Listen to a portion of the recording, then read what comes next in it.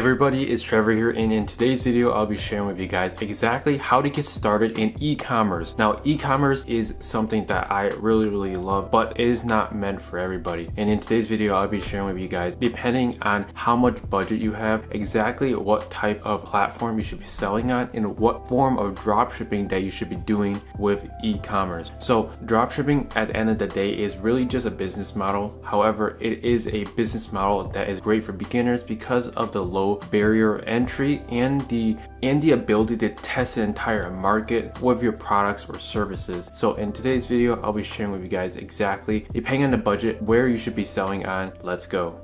Now, if you have $1,000 budget, where should you be selling? I 100% recommend Facebook Marketplace. Why Facebook Marketplace? It is because Facebook Marketplace has a bunch of customers ready to shop on the Facebook platform. Now, Facebook has been really evolving as an e-commerce platform. It is really meant as a social media platform. However, since introducing Facebook Marketplace with the shipping option in Facebook Shops, Facebook has really become a more of an e-commerce powerhouse. And that also opens up a lot of opportunities for us e-commerce owners and e-commerce entrepreneurs that want to sell on the platform. Now, with $1,000 budget, what should you be selling? You should be selling low ticket items either from eBay, Amazon, or some other smaller and less known retailers. But if you do not want to do any of that research, make sure to do Amazon to Facebook Marketplace, because Amazon has a lot of products that are low ticket that you can mark up more than 2 times, even 3 times in some scenarios, depending on the product. Now, for product research, you want to be looking at your competitors and what type of products they're selling. Essentially, you want to find other products that are similar to that and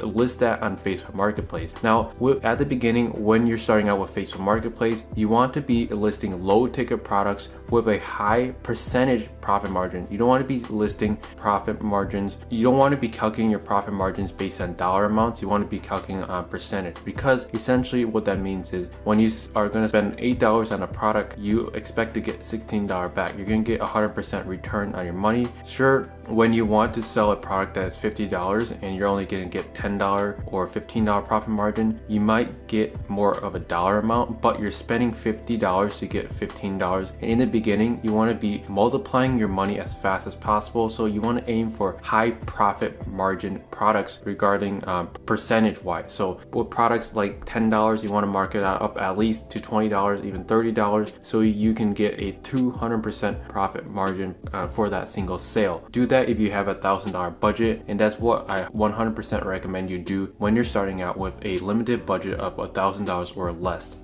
Now, moving up, when you have a bigger budget, let's say $2,000 to $5,000, I would still sell on Facebook Marketplace, but you want to transition from low ticket to high ticket, because with high ticket products, you're going to get high profit margins in terms of dollar amount. So let's say you're going to sell a $100 item, you're probably going to make around $20 or more on that item. With low ticket, you can make $10, $20 as well. But with high ticket, you can get less sales, you can get higher profit margins, and you can put in less time to get those sales. So essentially, why would I not start with high ticket? Because of your limited budget. When you're selling high ticket, you're gonna have to refund a higher amount, and in the beginning, as you have a smaller budget, as if you refund one $300 order, then you're gonna lose like a third of your entire budget. So that's why I recommend you have at least a $2,000 to $5,000 budget before transitioning to high ticket dropshipping on Facebook Marketplace. Now comes the fun part. When you reach the $5,000 budget or capital, you want to make sure you have reoccurring income. This can be from Facebook Marketplace. So let's say you're making at least $2,000 or $3,000 a month from Facebook Marketplace consistently, or you have a 9-to-5 job that is bringing you in income every single month. Either way, find something that you can rely on, has consistent income. The best one is going to be a 9-to-5 job. And if you already have a $5,000 budget to spend on your business, then I would 100% say you skip all the last 2 and jump right into this step, which is going to be 3 options. My 3 favorite options, if you have a $5,000 or more budget, is going to be through Shopify, Amazon FBA, or a YouTube channel. Now, by far, I have experience with most of them except Amazon FBA. Now, I believe Amazon FBA is an easier business model compared to Shopify and Amazon FBA, and it probably is easier to find success with Amazon FBA. But with the other 2, with Shopify, you are building a long-term brand brand, something that you can sleep at night with. Sure, with Amazon FBA, if you're following the instructions and the rules of the Amazon platform,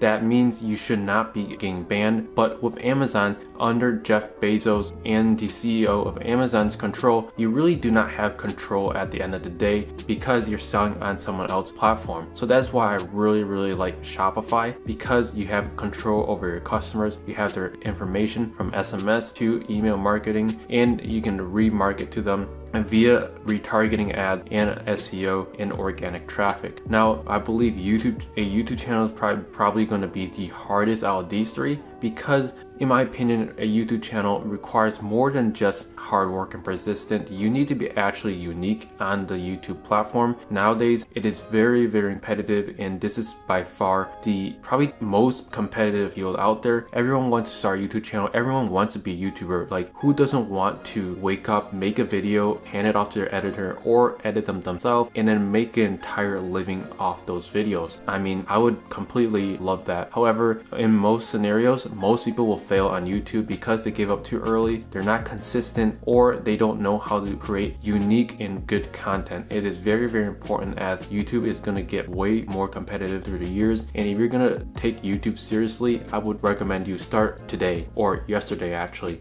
because YouTube is more of a times game. If you can master consistency and perseverance and create great content, it's just a matter of time that your videos be picked up by the YouTube algorithm and your channel will explode. Now, it does require some luck, but I really believe that it is more on your side. If you can create quality content, create exciting video where you can hook the audience in as soon as they click on the video and they watch through, because watch time is still 100% the key to finding success with YouTube. So those are the three options that I would recommend you take if you're going to go into e-commerce. Now, a YouTube channel isn't really technically e-commerce. However, you could create e-commerce content on your YouTube channel. And if you know anything about e-commerce and YouTube, the finance niche on YouTube is one of the highest paying niches on the entire platform of YouTube. You can find CPMs of around $15 to up to $45 depending on the content that you're posting. Now, the hard part of a finance channel is definitely getting views. The CPM is there, but you just need to get views and create exciting and engaging content, and that's really comes at the end up to you to do that. So if you found any value in this video of exactly how to get started with e-commerce, then I highly recommend you to write this all down, rewind the video, watch it again, write down exactly the steps that I just laid down in this video, and take action. And as you move up the ladder, as your capital and your budget increases, then start new ventures, but don't spread yourself too thin, because with all these ventures, if you start all three of them at once, you're definitely going to fail at all three. So what you should do is master one at a time and add more income streams. That way, outsource and move from there. So if you have any questions, make sure to leave them down below in the comments section below, and I'll make sure to answer them as soon as I can. And we'll see you guys in the next one. Peace out.